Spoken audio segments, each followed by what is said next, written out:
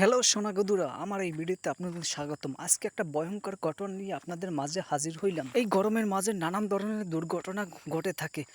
আপনারা যদি বাড়ির আনাচে কানাচে যদি পাতা পোতা কিছু রাইখে থাকেন, ময়লা আবর্জনা, সেটার ভিতরে ভয়ঙ্কর বিষধর সাপ কিন্তু থাকতে পারে। তো আমি দোকানের কাছে যাওয়ার পর আমার একটা ফ্রেন্ড পাও দিতে নামছে, তখনই তাকিয়ে দেখি একটা সাপ, ভয়ঙ্কর সাপ, একটা ইঁদুর ধরছে। তাৎক্ষণিকভাবে আমি সবাইকে ডাক দিয়ে সাপটাকে মারার চেষ্টা করলাম। তো কোচ নিয়ে আসলে তা সাপটাকে মারলো। দেখে যেন একটা ইঁদুর দড়িয়ে আছে, বিশাল একটা সাপ।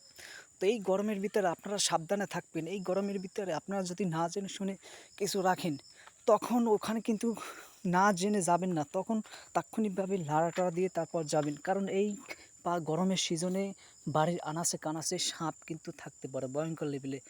ভয়ঙ্কর সাপে কিন্তু বিষধর করলে কিন্তু অনেক সময় মানুষ মারাও যায়।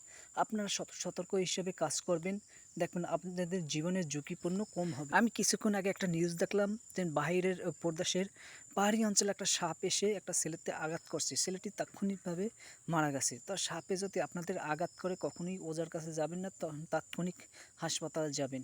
আপনারা সাবধানে থাকবেন। গরমে কিন্তু সাপের আনাচা কানাচা বেড়েই চলছে। দেখুন বিশাল একটি সাপ কিন্তু তারপর মারলো। তো আমি দেখা মতে যে এত বড় সাপ কখনো দেখিনি। দেখেন সাপটা লড়তে আছে। তো আপনারা সবসময় নিজেকে সেফ রাখবেন বা সাবধানে চলাফেরা করার চেষ্টা